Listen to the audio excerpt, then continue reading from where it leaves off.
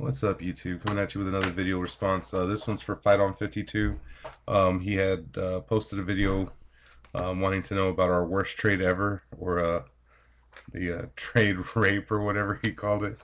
Um, yeah, back in '95, I was about 14 or 15, I think.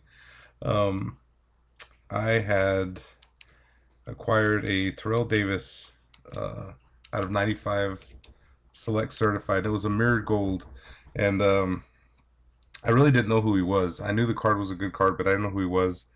And another guy that I used to trade with all the time, which me and my brothers found out later, was pretty much poking our eyes the whole time and getting us to give him our better cards for crappier cards.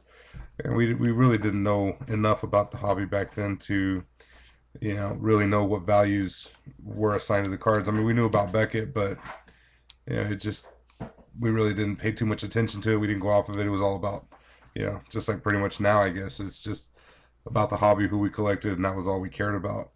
But anyway, this kid came to me, and I still have this card. I traded him the Terrell Davis, which, Terrell Davis ended up having quite a good career.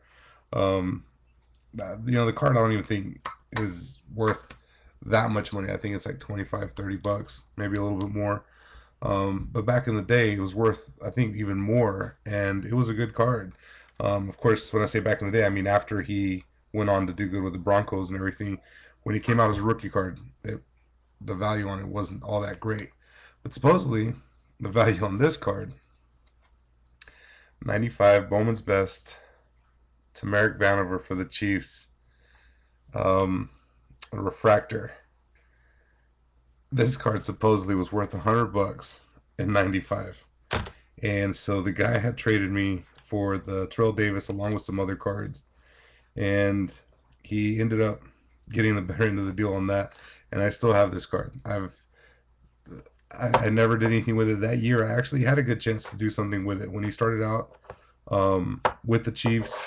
You know, things were on the up and up. The kid was out of Florida State. He had done good in some like European League or some, I don't even know. I don't even, it wasn't like Canadian League. It was some other league he had gone to play in.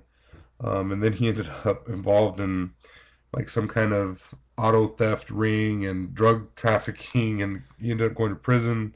Um, Him and Bam Morris, who, yeah, again, I'm kind of showing my age here. I'm 33, and so, and I've been into sports for a long time, since I was really young. Bam Morris played football at Texas Tech, and so I'm from Texas. I grew up in the Panhandle, close to the Lubbock area, so I knew who he was as well. So yeah, both those guys ended up getting in trouble for the whole drug trafficking thing, and needless to say, this card went down really quick, and I still have it. So that's probably the worst trade I've ever made, as far as just how upside down that was, and ended up becoming later on. Again, when I made the trade, it was a great trade. It was definitely worth it. But end result, yeah, I'd rather have my Terrell Davis back any day.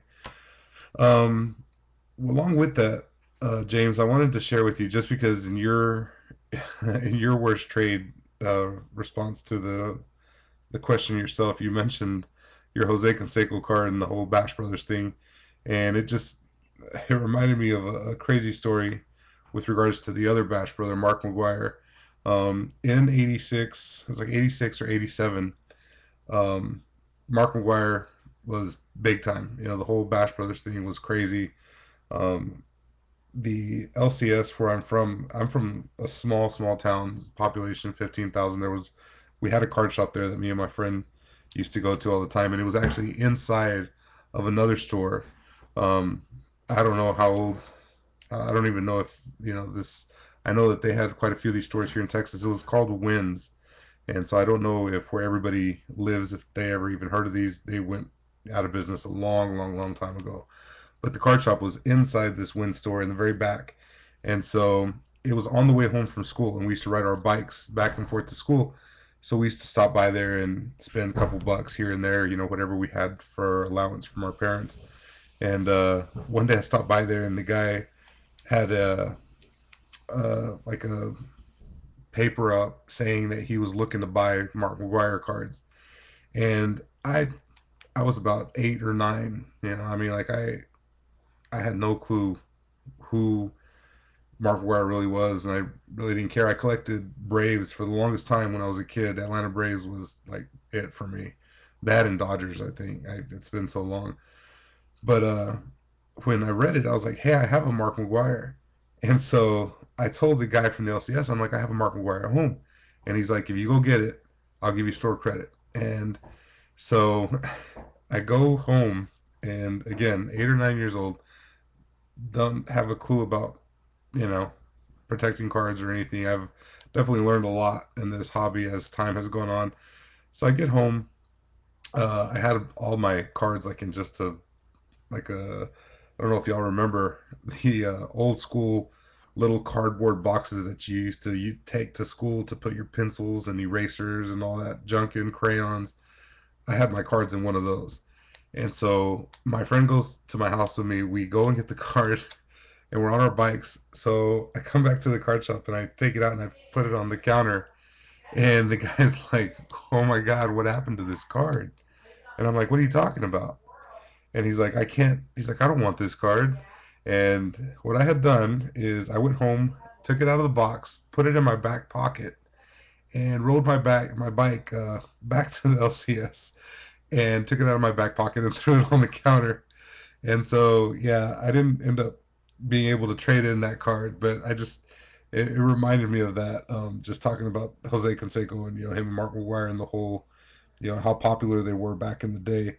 So I just wanted to share that too. And yeah, I know I'm already kind of going over, and my videos do tend to run past, but I kind of ramble on a little bit. But I did want to share one other story, just because of the whole thing you went through with losing your cards.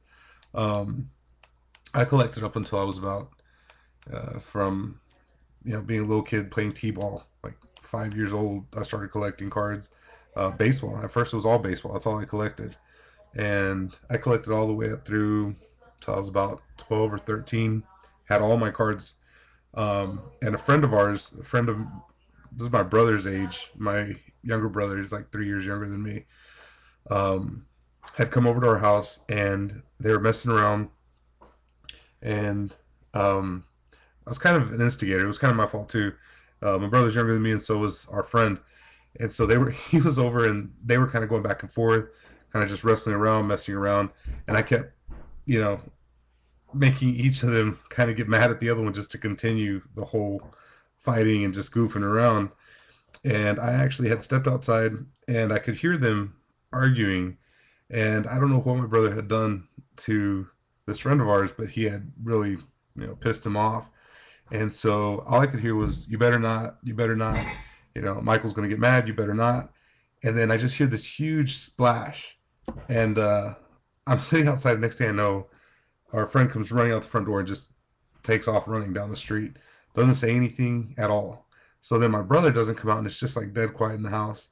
Um, I'm trying to figure out what's going on. So I go inside, and in my room on the floor is my box, which was like one of those little money deposit safe things that you could open the lid up, and there was plenty of space there for all the cards I had. And in the box, all the cards are just floating, like literally just floating in water in the box. Apparently, John, a friend of ours, had taken a whole pitcher of water and was going to throw it at my brother. And my brother thought it would be safe if he picked up box cards and put it in front of himself and said, "Don't throw the water, you're going to wet the cards." Well, yeah, the kid down the street, friend of ours, didn't care, and so he threw the water. And so I I was pissed. I freaked out, and my brother had just got a PlayStation for Christmas, and so I didn't know what to do. He was like, "It's no big deal." He he got some towels and he laid them out. He put all the cards on the towels, and he's like, "They're gonna dry out. They'll be fine." I was like, "Dude, they're gonna be warped, and they're gonna just be crap." And it's very upsetting to this day to even talk about it anymore. And I was watching Scootley's video about this, about what happened with his brother and the Olajuwons, and it kind of does bring up like a little bit of irritation still. Um, I had a ton of just really nice cards in there that would be really nice to this day. Just like Chipper Jones rookie cards, a lot of Braves and Dodgers. Like I said, they used to be IPC originally, and all my cards were in there, and they were all destroyed. So, needless to say, going back, my brother had gotten a PlayStation for Christmas, and so I went and got the PlayStation. And at this point, I had, of course, we had already kind of had our exchange, and he had gone on to his room, upset because of what had happened. I kind of went off and told him a bunch of stuff, and again, we were kids. It's not like we were grown up, adults or anything. But he was upset. He went on to his room, so I take his PlayStation from the living room and I go into the kitchen and I turn the water on the sink and I just let it run. I didn't do anything. I just let it run and made a bunch of splashing sound in there. The whole time he's in the room, but I know he can hear me. And then I go over and I turn on the microwave and I let it go until it dings after about a minute. And then what I did was I opened the microwave door, put the PlayStation in there, closed the door, and then walked over to his room and I said, "Hey, it's all good. We're even." And he just looked at me. He's like, "What do you mean we're even?" And I said, "Well, I thought your PlayStation needed to be washed, so I went ahead and put it through the wash and put it in the microwave so it would dry out for you." And so that really just blew everything up. We ended up getting into a lot of trouble for the exchange, and I ended up with ruined cards. His PlayStation was fine, so that was no big deal. But yeah, I lost my whole card collection. So pre 14 years old was gone, and then when I came back, that's when I started collecting football and kind of just went from there. And that's what I have now is what I collected from that point forward. Otherwise, I'd have a lot more baseball cards and stuff.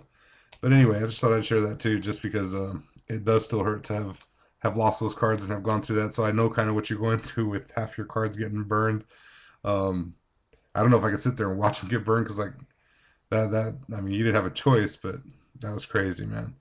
But thanks a lot for just the opportunity, man, to kind of comment on this and throw in my video here. But I appreciate it. Um, yeah, so I looking forward to watching other people's responses. Take care. We'll see y'all soon.